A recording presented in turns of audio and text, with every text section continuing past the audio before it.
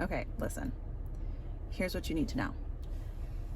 Every time you put on a happy face, or you smile, or you giggle, just to make a situation more comfortable, or just to make another person feel less awkward, or just to make the situation you're in feel okay, when what you really want to do is leave, or you're really feeling bored or annoyed or angry, every time you put on that happy face, that smile, that giggle, and it's not authentic, you are either taking steps back in your own growth, or you're keeping yourself stuck. And I know it seems like an innocent,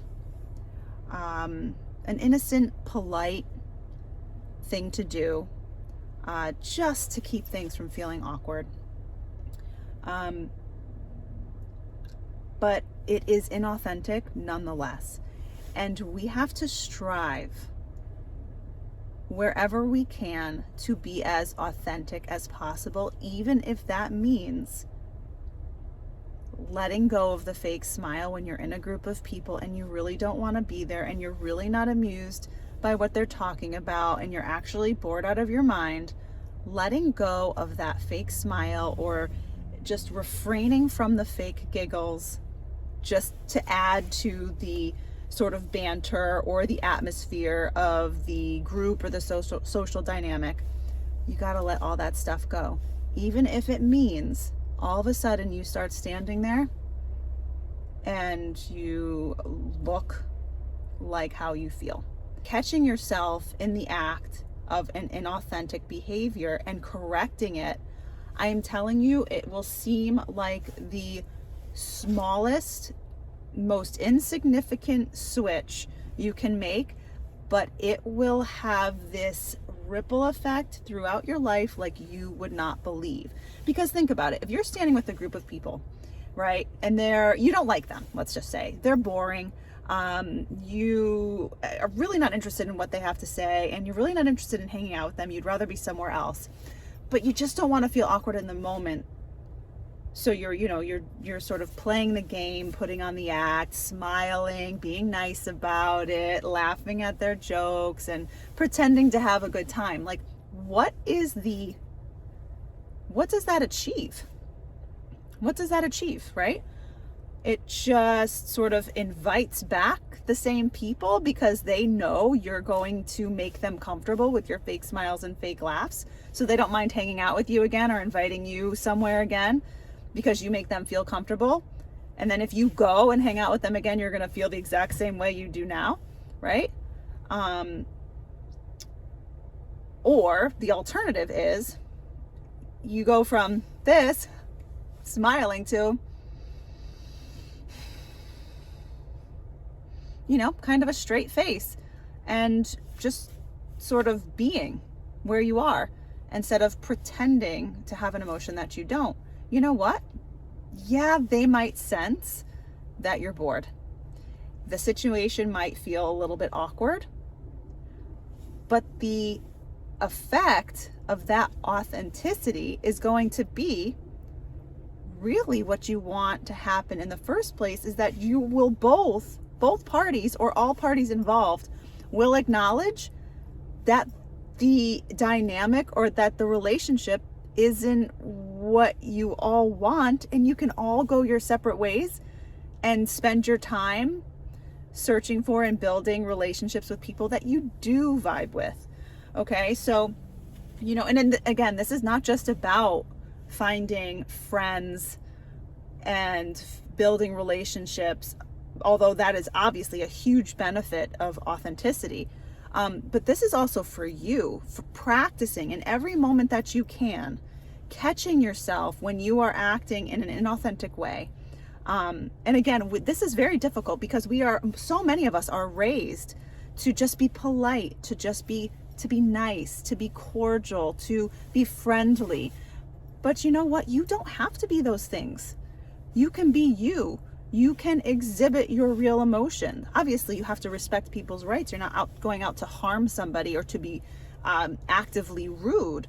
But you can be yourself. You don't have to pretend to like someone. You don't have to pretend to think someone's funny. You don't have to pretend to like someone's jokes. And you don't have to be the person who helps to make a situation less awkward. That's not your job. It's not your job to do that. Let the situation be as awkward as it's gonna be, and then leave as soon as you have an opportunity to leave and go on with your life. I was somewhere today in a small group of people. I originally thought it was going to be a larger group of people where the dynamic is a little bit more interesting, but it ended up being a much smaller group of people. And the other people who showed up to this event were not people that I necessarily jive with. They're nice enough, they're kind people, but we don't have anything in common. And the conversation is an absolute struggle. And I got to this event and I found myself doing exactly what I'm explaining you shouldn't do, right? I was smiling and giggling and doing everything I could to make sure that this situation just did not feel awkward, because it sucks when things feel awkward. Let's admit it, right? It really is no fun to just sit in an awkward situation and not do something about it. That's painful. So I was smiling and laughing and just being so personable. And at one point, about halfway through, I realized, dear Lord, this is exhausting. It is exhausting to sit here and pretend to be enjoying myself. And in that moment, I was just like, I'm not going to pretend anymore. This is just, what is the point? And you know what? I'm allowed to not pretend. I don't have to pretend. I can just actually let my face relax. I can stop holding this smile because the muscles on my cheeks are starting to get sore because I'm doing it so much in an attempt to keep things not awkward. I'm just going to release it and let my face relax.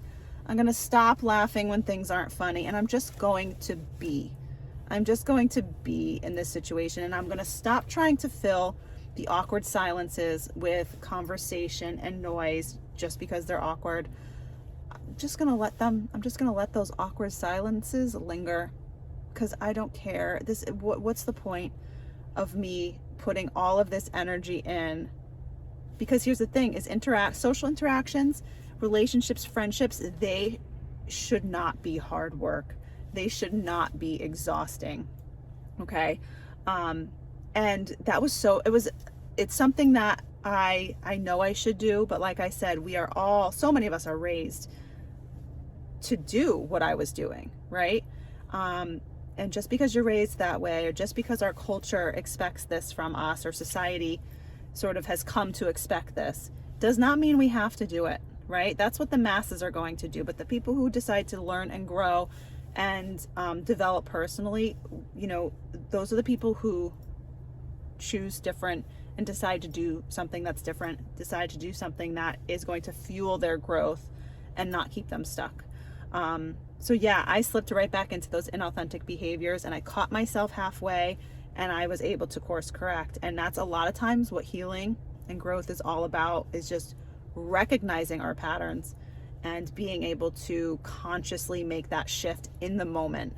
And as we heal and grow, our ability to notice and then course correct, we gain skills and we become quicker at it, right? So that instead of leaving that event today and going home and just saying, oh my God, that was just so exhausting, I smiled and laughed and was the ringleader the whole time just to prevent everyone from feeling uncomfortable. I was able to come home and say, you know what, the first half was exhausting, and I'm actually really so proud of myself for just letting it go halfway through and just deciding to relax and be myself and go me. Those are the moments where we have to celebrate our growth, celebrate our healing. So that is my message for you today. Let your face relax. If you don't feel like smiling, if you don't feel like laughing, if someone's jokes aren't funny, you don't have to react like they are. Okay? Just be you. It is okay to be in a situation and to just simply exist.